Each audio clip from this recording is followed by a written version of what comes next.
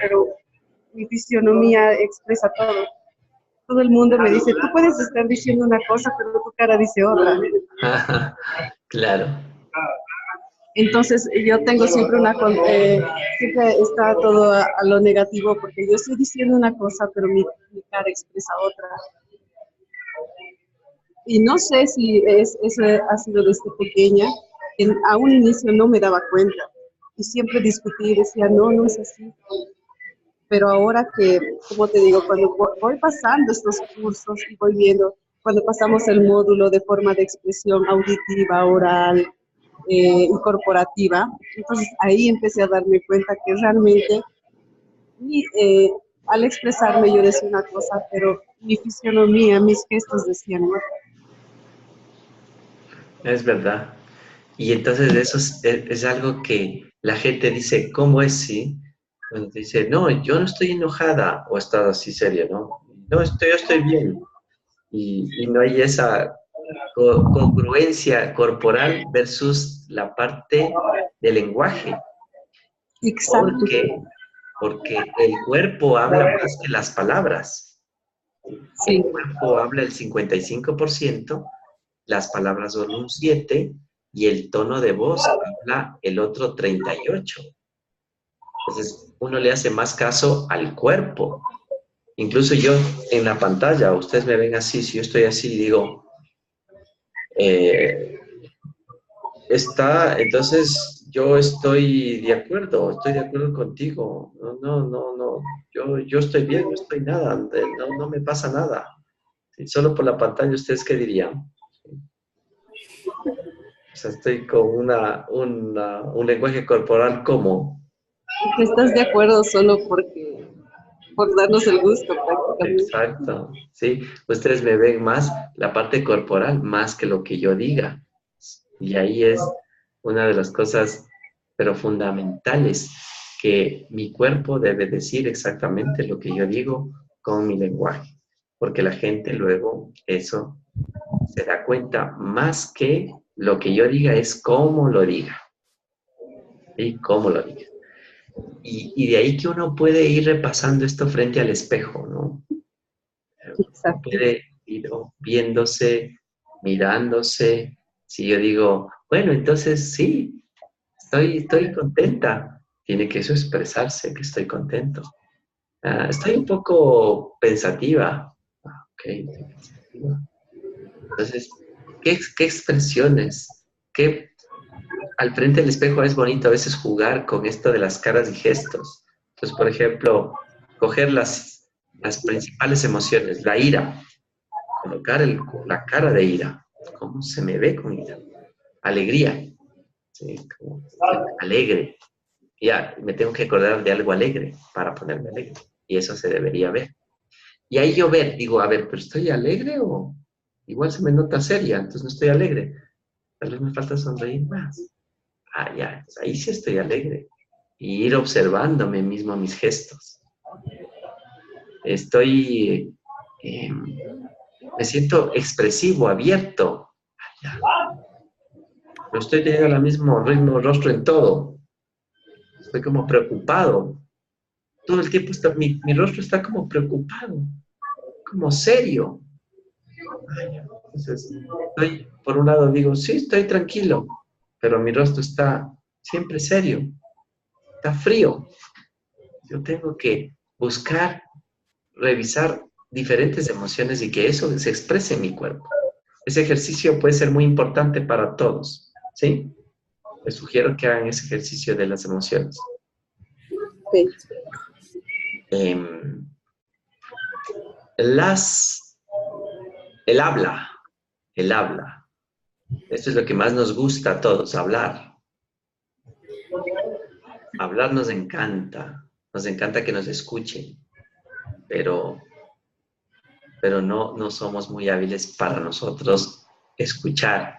Entonces, en el habla hay también roles, que el uno es el habla, una parte descriptiva, y en la otra es generativa.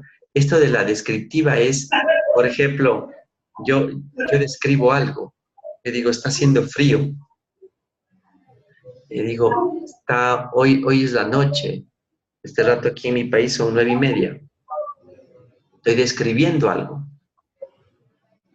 pero también puedo estar dando un juicio, una opinión, y puedo estar diciendo, eh,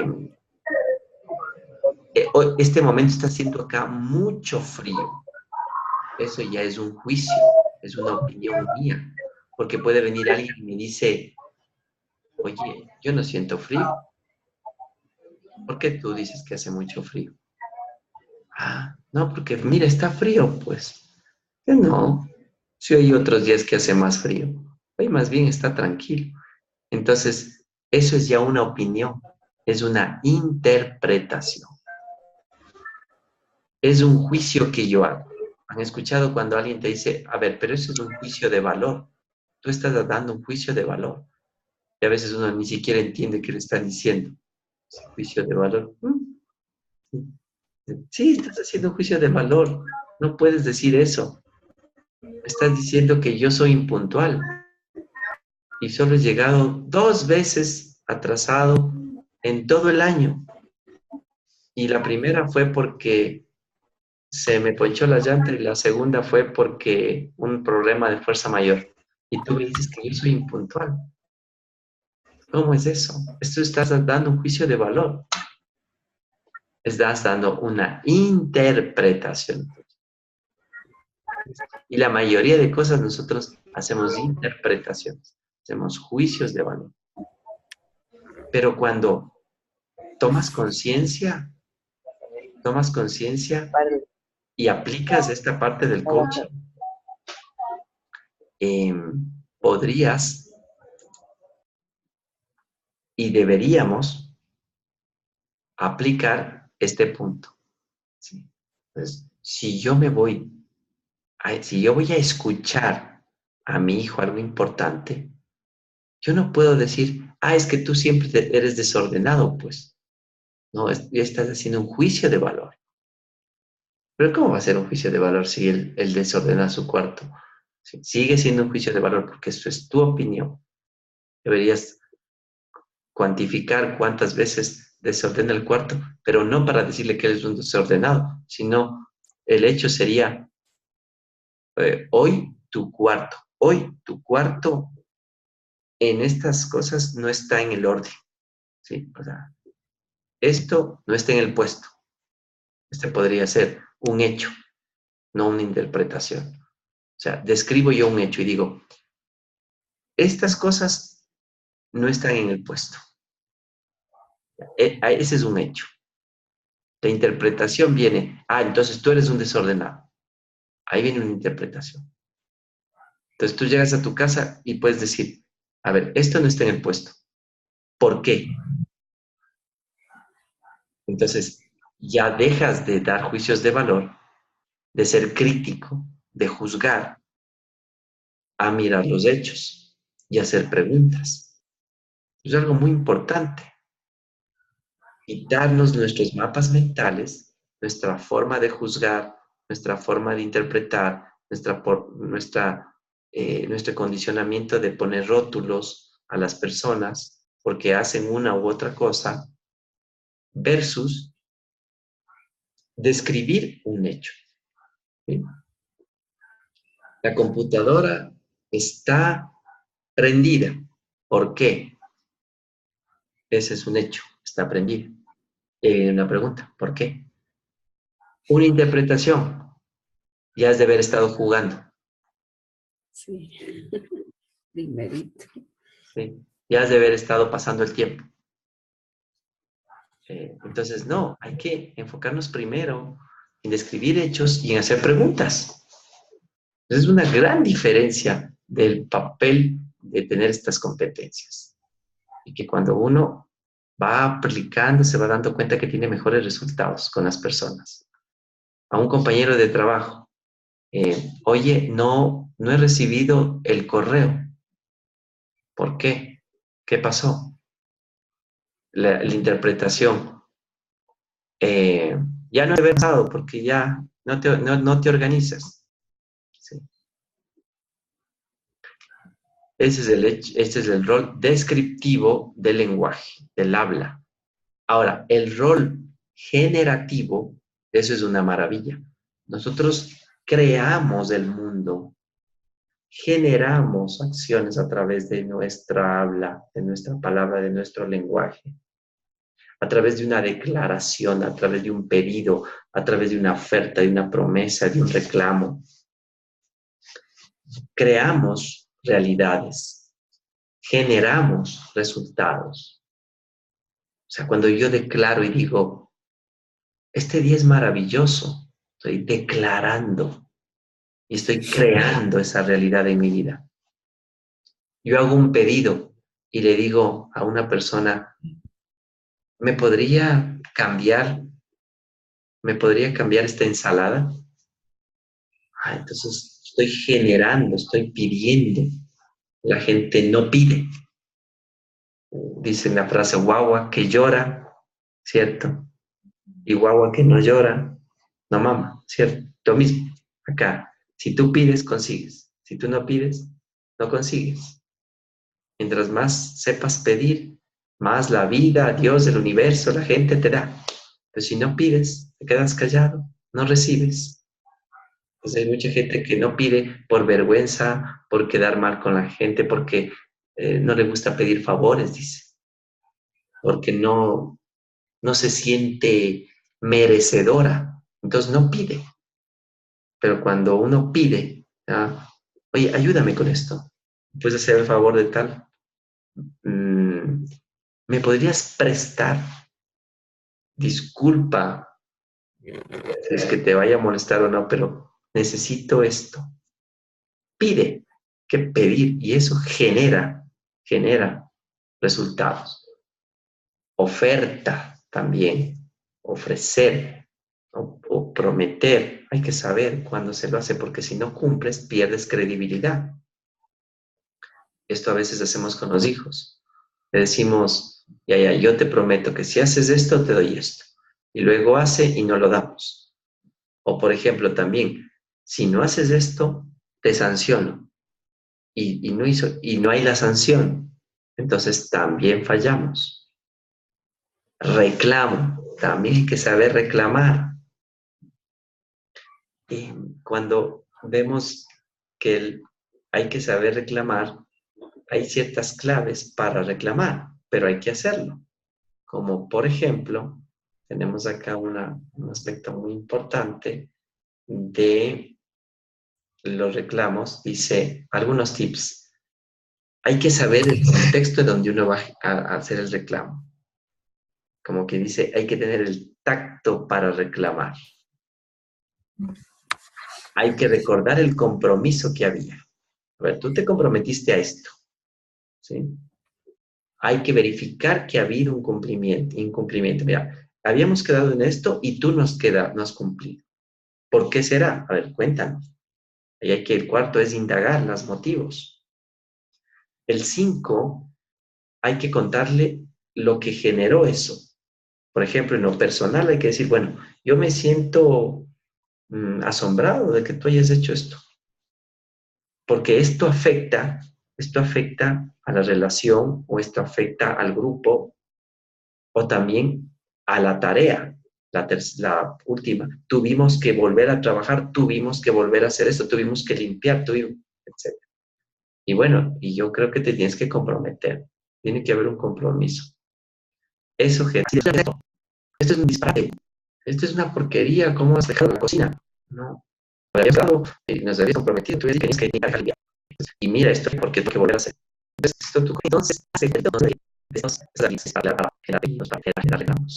esto genera realidad.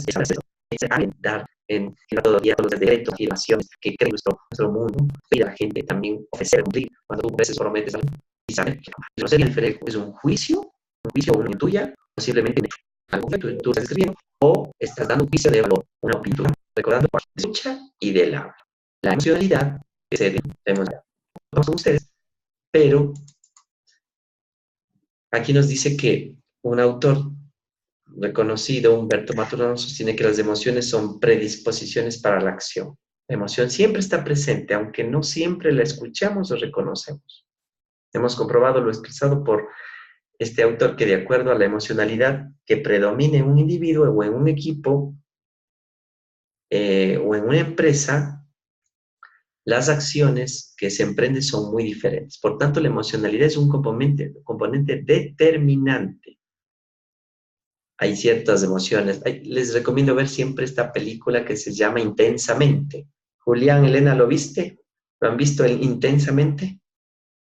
Sí. Sí, ¿Sí sí. vieron? Sí, Es muy buena la película, ¿sí o no? es bonito. Es bonita y es muy didáctica. ¿Cómo funcionan las emociones aquí? Ujú. Entonces, estas emociones que son las básicas, ¿no? Sí. Y cómo funcionan estas emociones en las personas. Y el observar las emociones. Esto yo les mandaría de tarea mañana. ¿Sí? Observen las emociones en las personas. ¿Cómo me doy cuenta? A través de su lenguaje corporal, de su tono de voz. El tono de voz tiene que ver mucho con emoción. Yo digo, ay, es que, ay, ¿cómo me siento? ¿Qué emoción tendré? Angustiado, ¿Cierto? preocupado. ¿Sí? Livia, si yo digo, no sé qué pase. ¿Qué emoción tendré? Duda. Duda, ¿cierto?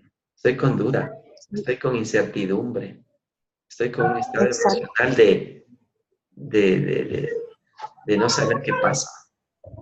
Y si yo digo, es realmente lo que he vivido estos días, es indescriptible, es indescriptible. ¿Qué emoción tendré, Julián? De felicidad, de algo bueno que le ha pasado. Como que estoy inspirado, ¿cierto? Inspirado. Entonces, me doy cuenta en mi lenguaje corporal y en el tono de voz. Yo digo, por ejemplo, supongamos que hago así y digo, estoy enojado. No estoy enojado. ¿Qué emoción estoy? A ver, ¿qué emoción? Está enojado. De ira, de frustración. Estoy enojado, a pesar de que mis palabras dicen otra cosa. ¿Sí? El tono de voz habla y el rostro habla más. Entonces, Expresión. como tarea a mí me gustaría que todos los que están viendo este video, porque hay personas que también, aunque no se les ve, están conectados. Los que van a ver luego, hagan el ejercicio de observar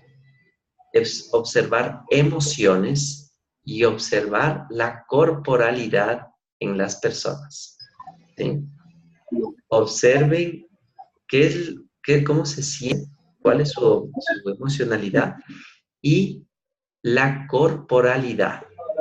Los expertos en comunicación estiman que el 60% de la comunicación está en este subdominio. El mensaje que transmite la postura, las expresiones, los movimientos, la respiración, el tono, el ritmo, todo esto es 60%. Por la desafortunada puede ser otro efecto por la red de seguridad de comunicación. Por ejemplo, alguien dice, vos estás equivocado, ¿sí? Le puedes estar diciendo eso, pero tu rostro no está bien, entonces no vea lo que puede afectarle, ¿sí? Y una palabra, incluso hasta no muy dura, nada, no una corporalidad puede afectar. El negarse, observar la corporalidad y la emoción de las personas. ¿Será fácil o será difícil hacer esta tarea, Julián? No es difícil. Hay veces que prácticamente porque más nos fijamos más en el tono de voz, en la parte corporal, entonces voy a empezar a hacer con mis hijos, con mis amigos, con las personas conversando, y ver en la parte corporal, a ver qué es lo que pasa. Exacto, no es difícil, solo hay que el enfoque. Antes no estábamos enfocados en eso, ahora que ya conocemos, nos enfocamos. ¿Cierto? Es difícil, fácil. Fácil. Es que es la acción. El enfoque. Dices, si tú estás enfocado en lo que vas a ver en las personas, obviamente vas a percibir muchas cosas que normalmente antes no. No te dabas cuenta. Ah, exactamente. Antes no te dabas cuenta. Es como cuando una mujer se embaraza, luego comienza a ver a un montón de embarazadas igualitas. Pero antes que se embarace no veía a nadie. ¿Por qué? Porque no se enfocaba. O tú te compras un carro de X marca y después comienzas a ver a todos los otros carros de la misma marca. ¿Por qué? Porque estás enfocado. Igual aquí. Antes no te enfocabas en mirar esto, ahora que te mando una tarea y que has aprendido, estar más pendiente. Y luego cuando ya estés pendiente, hasta lo puedes hacer de manera inconsciente, ya como práctica, como un hábito. ¿Qué nos dice Ivia? ¿Será fácil? ¿Será difícil? ¿Sí? ¿Será bueno el ejercicio de ir observando esto? Es muy bueno. La verdad que tengo a mi alrededor personas que son muy emocionales y prácticamente hablan corporalmente más. Ujú. Y mira que, como te digo, siempre me he estado diciendo, como mi cara dice una cosa y mi boca dice una cosa y mi cara expresa otra, entonces Ajá. prácticamente pienso que voy a observarme más. Buenísimo. Lo que dices tú, observar. No solo observar a las personas, sino observarnos. ¿Sí? Eso es genial lo que dices. Sí, observarnos, hacer ejercicios en el rostro también, que se vea esas emociones, va a ser fundamental. Bien, para terminar, esto de los modelos mentales, ¿no? El modelo mental es toda esta comunicación, el mundo de afuera es percibido siempre por filtros y estos filtros son interpretados en nuestra parte de nuestro mapa mental. Este observador tiene acá un mapa y este mapa muchas veces es diferente a lo que ve o lo que está afuera. Por ello, aquí en coaching se aprende mucho a aprender un modo, porque el mundo de afuera, el mundo de la otra persona, el mapa mental de la otra persona. Si yo les digo caballo, ¿en qué pensaste? ¿Qué tipo de caballo, Julián? ¿Cuál sería tu caballo que pensaste? Un caballo blanco, un caballo que sea grande. Ok, grande, blanco. Elena, ¿cuál es tu caballo? Una de sangre pura, grande, elegante. Elegante. Ivia, ¿cuál es tu caballo? La verdad yo estaba pensando en un caballo de los juegos del ajedrez. Oh, ok. Caballo de juegos de ajedrez, imagínate. Interesante. Andrea. Hola, Andreita, ¿cómo estás? Hola, Hernán, muy bien. ¿Cómo es? Qué gusto. ¿De dónde nos acompañas? De aquí de México. Qué chévere. Andreita, ¿cuál es tu caballo? Pensé que había sido la única que me había imaginado otro caballo. Me imaginé un caballito de mar. Qué chistoso. Caballo de mar, ¿sí se dan cuenta? Entonces, cuando yo digo, los caballos son hermosos, tú dices, ¿de qué caballo están hablando? Porque para Andrea es un caballo de mar, para Julián es un blanco, para Elena es de pura sangre y para Ivia es un caballo de ajedrez. ¿Sí? Solo en este ejemplo tan chiquito nos damos cuenta que la palabra caballo, que podría ser algo así tan natural, algo tan como para no discutirlo, ¿no? Vemos que cada uno tiene su mapa mental. El caballo es distinto. Entonces alguien dice, yo puedo decir, no, es que sí o no que el caballo, a veces decimos, sí o no que el caballo es uno de los animales más hermosos. Y alguien podría decir, sí, el caballito de mar, sí, por supuesto. ¿Ya? Ah, el caballo del ajedrez, sí, sí, es lindo. Y y yo estoy asumiendo que el caballo es el más hermoso porque yo estoy viendo en mi mapa mental un caballo. Y el caballo es distinto al que tiene usted. Porque lo que yo hablo desde mi mapa mental, yo veo. Y bueno, el caballo es una bella, es una forma de las es una cosa, es lo que yo creo sobre ti, lo que yo creo como de las cosas, lo que pienso como debe ser todo el mundo que yo voy a tener, mis reglas, mis normas, así sea tu hijo tiene un mapa mental totalmente distinto a ti, por más que le hagas iguales, entre comillas, no, de la misma manera. Entonces, por eso, es entender todas estas experiencias. No puedo hablar de nada, no podemos hacer juicios, no podemos hacer interpretaciones, así vamos a hacerlas, a ver si van a aprender algo, así van a afectar. No debemos, o no debemos, más que no podemos, no deberíamos, en ese sentido, poder poner más campos al emitir una acción de algo sobre alguien que tenga que ver con esos juicios, prejuicios, esos rótulos, estas formas de pensar que tenemos la verdad, que tenemos la razón, que así se deben hacer las cosas, porque nada de esto es sino solo un punto de vista.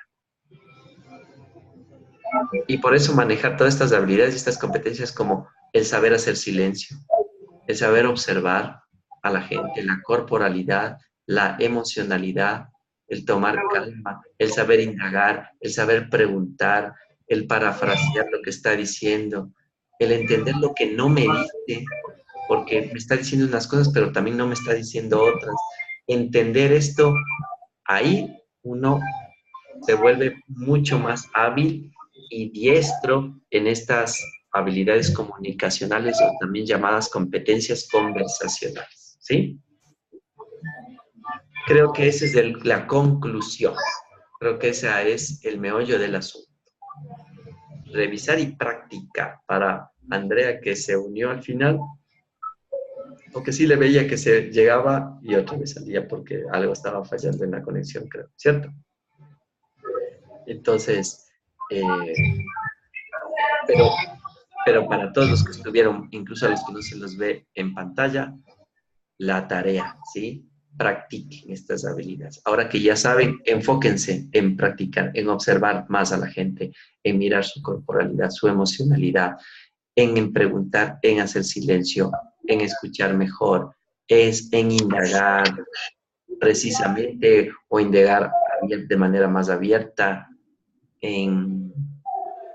y básicamente en observarse a ustedes mismos también, en observarse. Listo.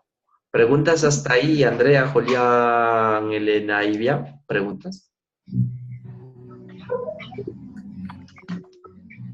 No tengo ¿No? ninguna. ¿Ninguna? ¿Ivia, preguntas?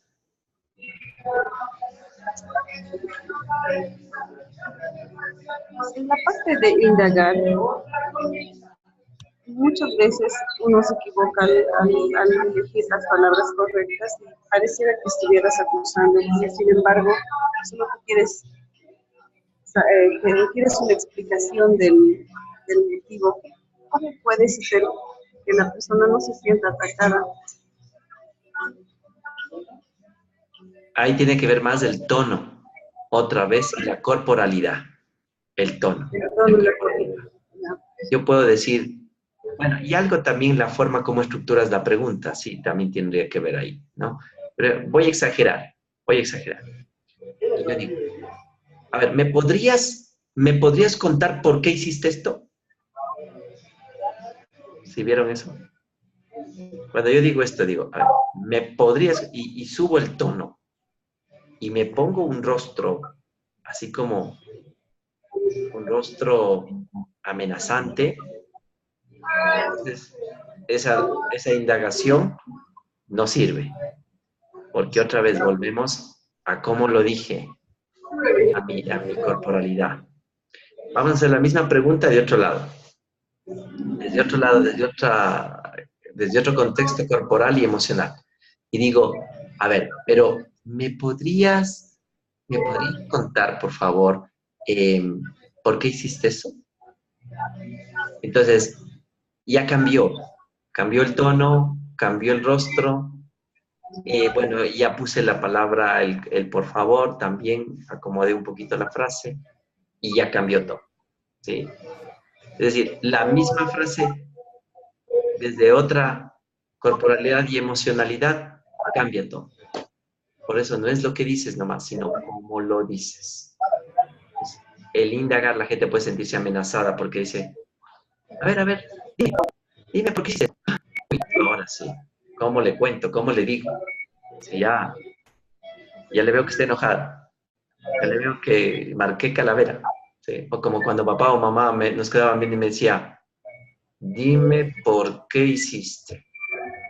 Uy, eso ya es ya. Sí. Chao. ¿Ya? ¿Sí o no? ¿Verdad?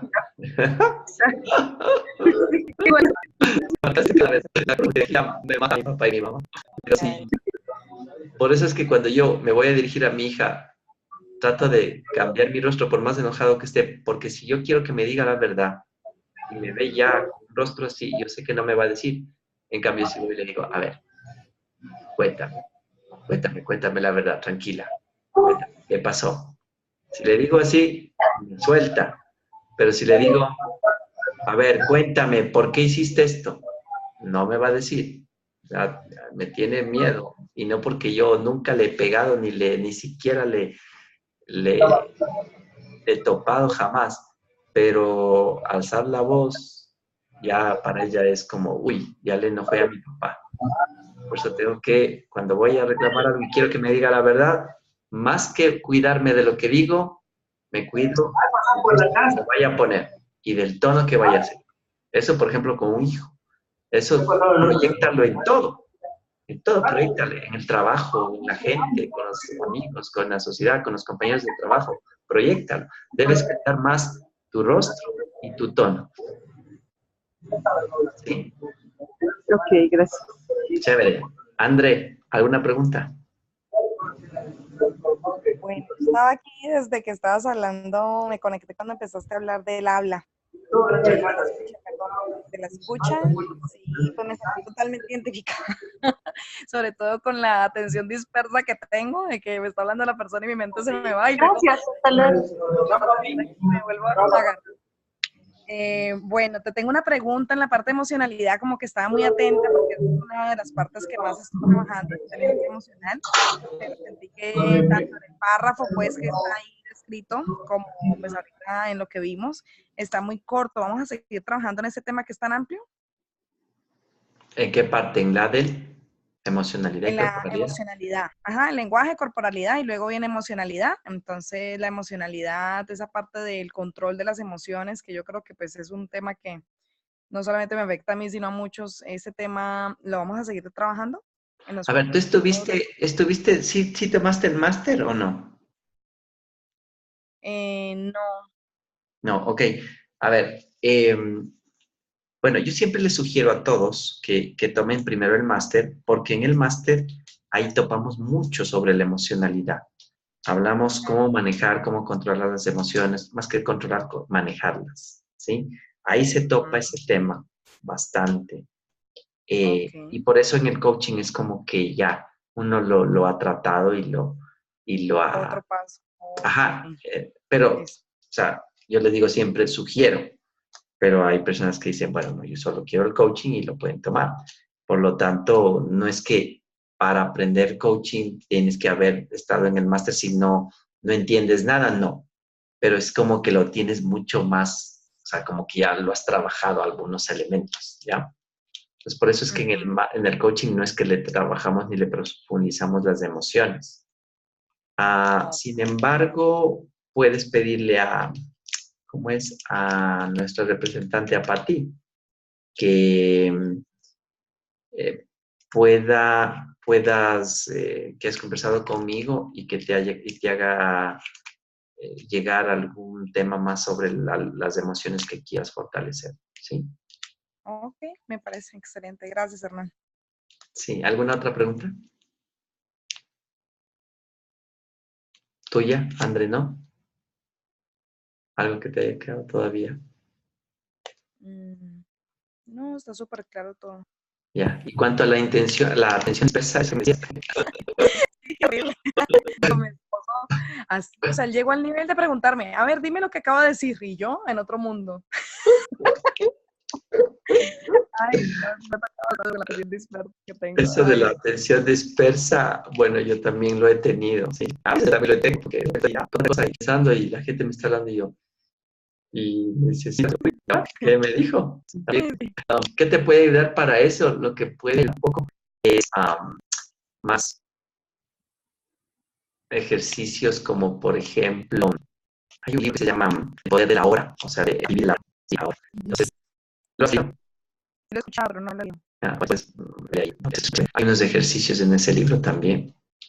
Ah, y tiene relación también con el facto de estar más en el presente, de disfrutar más de ese momento, lo que tienes, porque siempre estamos, la atención es como se está yendo mucho al futuro o está recordando el pasado, ¿sí?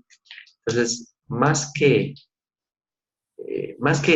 un ejercicio de, ya, ese momento cuando estés hablando con alguien, concéntrate y no, porque no va mucho por ahí, va mucho en lo que uno debe trabajar.